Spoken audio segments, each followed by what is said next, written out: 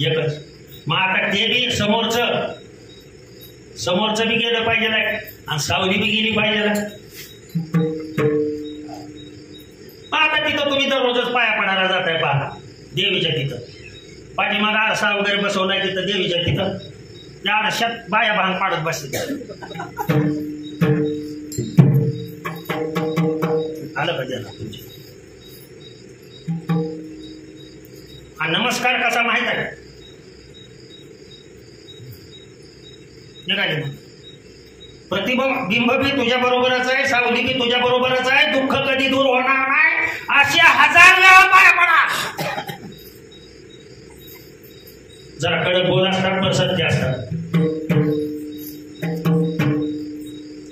माया दूर होण्यासाठी. कारण पहा मायेचा विचार केला तर माया 3 प्रकारची आहे. किती प्रकारची आहे? 3 प्रकारची. बोलत राहा. मी इथं समोरच्याला गप बसू देत नाही. इथं काय नुसतं पेंगायला आलेलं नाही तुम्ही. माया किती प्रकारची आहे म्हणून सांगितले? 3 प्रकारची. 3 प्रकारची माया आहे. एक मूळ माया जी जगत उत्पत्तीसाठी कारणीभूत आहे. आणि त्या मूळ मायेचं कार्ट कोण आहे माहित आहे का? अरे विट्या विट्या मूळ मायेच्या कार्ट्या. योग माया ध्यानात आलं का? योग माया भगवंताला म्हणती बरं का लक्षात.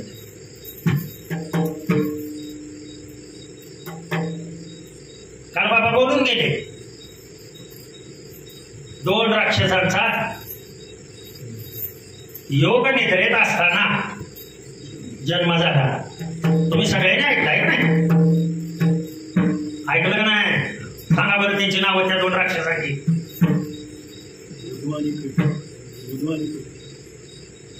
मधु आणि कैटभ. मी ऐकलं पण माझी तब्येत अचानक बिघडली. मी जेवढं ऐकलं तेवढं सगळं बाबांचं सांगतो. सांगितलं का नाही? त्याच्या अगोदर बाबा हे बी म्हणले कानातल्या मळापासून ते तयार झाला. गणपती पार्वतीच्या मळापासून तयार झाला.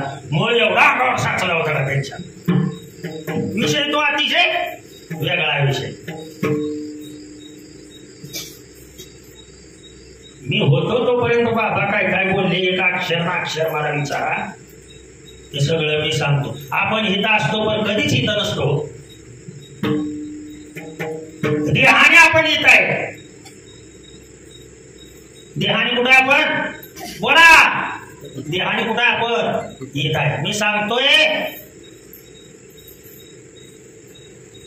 तिचं ऐकतात सगळे. जर नाही म्हणलं तरी ऐकावं लागतं कारण तो कानाचा गुणधर्म आहे. पण ऐकून कोणच ऐकत नाही. पुढचं ऐकणं हा मनाचा गुणधर्म आहे. मनुष्याने ऐकून ऐकावं.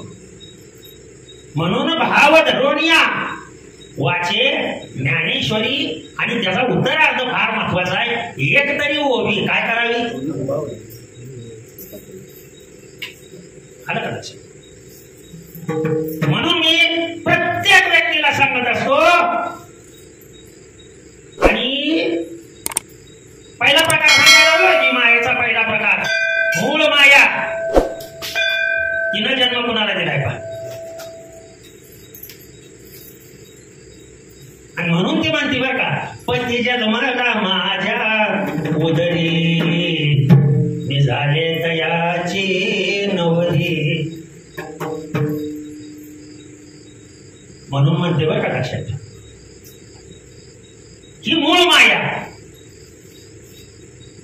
दुसरा प्रकार जो आहे तो महामाया. सदैव देवाच्या अवताराबरोबर नारायण आले की नारायणी आली. विष्णू आले की विष्णूंचा अवतार आला की लक्ष्मी आली. महामाया.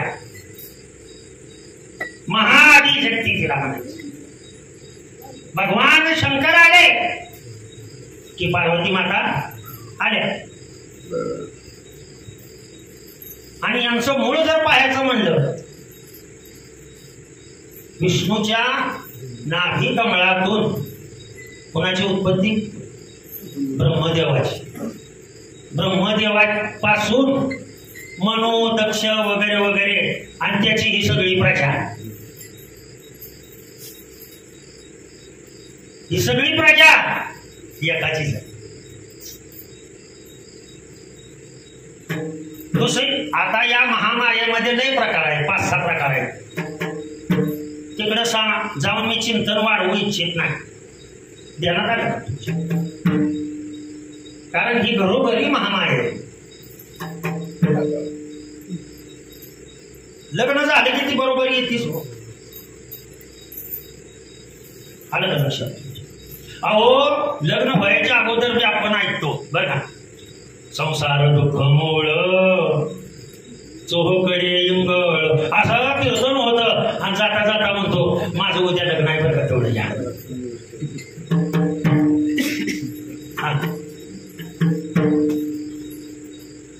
म्हणजे संसार व्हायपूर्वी प्रमाण तेच होतं. सांगायला सगळेच नाही घेते हो, ध्यानात आलं. माहीत असून सुद्धा ते करावं लागते का? आगार कर्मी जे उरावे अनंत कालच्या पाठीमागच्या जन्मामध्ये जे राहिलेलं कर्म आहे ना, त्याच्यासाठी जन्म आहे. जन्म झाला की लग्न आहे. हो, लग्न आहे म्हणलं की महामाया आहे. आलं का लक्षात? आणि ही महामाया, मी याच्यावर दृष्टांत दिले होते. ही महामाया कोण ऐकण्यात नाही, या महामायेच्या ऐकण्यात कोण नाही, सगळेच ऐकते. आलं का लक्षात? या महामायेच्या ऐकण्यात कोण नाही असं नाही, सगळे ऐकते. खोटं नाही सांगत. एका व्यक्तीचं बरं का पूर्ण टकलाचं केस निघून गेलं. डॉक्टरकडे गेलं, डॉक्टरने सांगितलं हाय तसे केस येतील. बायकोच्या सोबत फिरायला लाज वाटायची ना त्याला. डॉक्टरने सांगितलं 2 लाख रुपये खर्च येईल. किती खर्च येईल? 2 लाख रुपये. घरी आला, बायकोला म्हणला होय बघ. म्हणजे काय हो, मला बी लई लाज वाटते हो तुझ्या बरोबर फिरायला. म्हणजे का?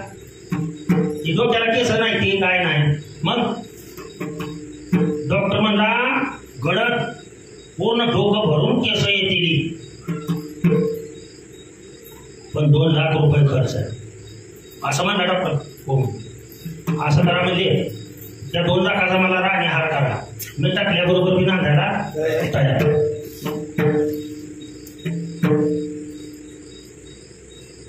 केस आले का गेले?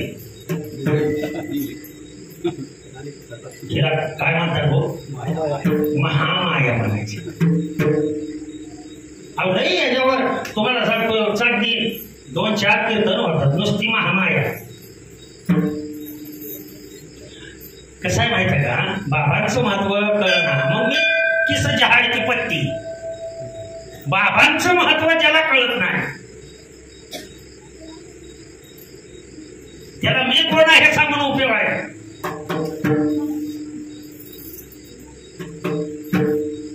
ज्यांना बाबाचं खरं रूप कळत,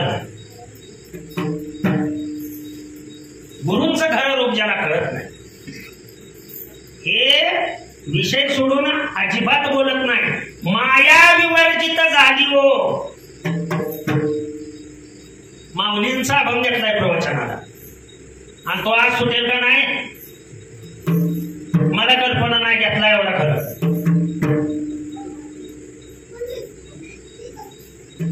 आणि तिसरा प्रकार आहे योग माया. ती कधी मुलगी म्हणून जन्माला येते, कधी बहीण म्हणून जन्माला येते. लक्षात आलं का तुमच्या? यशोदे मातेच्या पोटी जी जन्माला आली ती कुठली माया? योग माया. माऊलींची बहीण म्हणून जन्माला आली माझी आदिशक्ती संत मुक्ताई.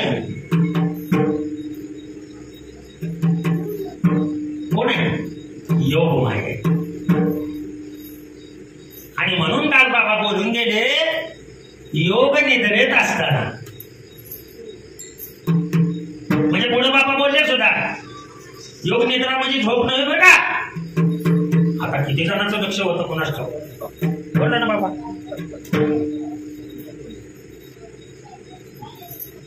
आपलं फक्त येतच. मग एवढ्या प्रकारची तुम्ही नष्ट करायची म्हटलं, लक्षात आलं का तुमच्या, तर सद्गुरु शिवाय पर्याय नाही, संतांशिवाय पर्याय नाहीये. त्या सद्गुरूंनी काय सांगितलं, अरे ते प्रतिबिंब बी नाहीसं करायचंय का समोरचा, ते तू आहेस ते त्याला बी तुझ्यातच मिसळून द्यायचंय, आणि त्या सावलीला बी तुझ्यातच मिसळून द्यायचंय. मग घाली लोटांगण वतीन चरण,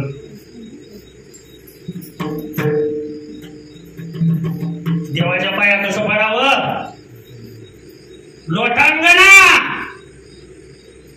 लोटांगण कसं असतं माऊली, त्या वेळेला हे बा लोटांगण असं असतं. लोटांगण तोंड खाली असतं, बरोबर का. त्या वेळेला ना अशा दिसत नाही तुम्ही ना तुमची. हा उपाय सांगितला, उगाच तिथून हात जोडायचं. भीती पोटी मी परवा बोललो ना, भीती पोटी बाय बाय, ती बी म्हणते हाय हाय.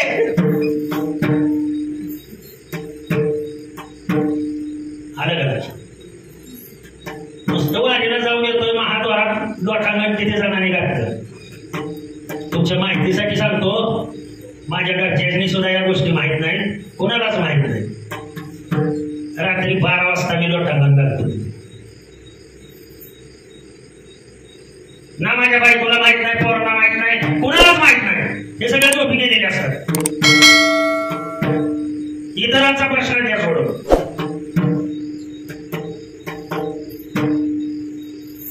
म्हणून आनंदी स्वरूपात आहे.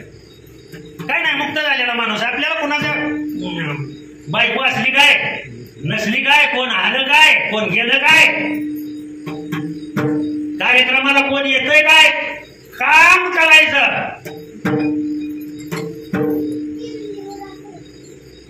आणि ही कृपा जोपर्यंत सद्गुरूंची कृपा होत नाही तोपर्यंत, आणि माऊलींच्यावर निवृत्ती प्रसादे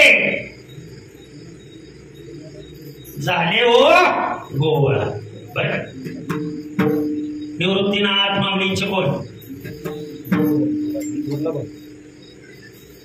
थोरला भाऊ हे सगळ्याच माहित आहे हो. गुरु, अरे बरोबर आहे का हो, बरोबर ना. आणि मग त्या गुरुकृपेने माझी अवस्था काय झाली, माया विवर्जित झाले हो. आणि माया विवर्जित झाल्यामुळं मी माझं मूळ स्वरूप, त्या मूळ स्वरूपाला मी जाऊन पोहोचले. कधी, जिवंत असताना का संजीवन समाधी घेतल्यानंतर. जिवंत असताना मला काय काय गोष्टी जरा थोड्याशा विशेष वाटतात बरं का. ते याचं कीर्तन असतं आपलं 10व्याचं म्हणा, 13व्याचं म्हणा, किंवा त्या पुण्यतिथीचं किंवा श्राद्धाचं, तिथं शेवट तो बरा माझा बहु घोड झाला. अभंग कुठल्या काळात आहे तो बघत जावा.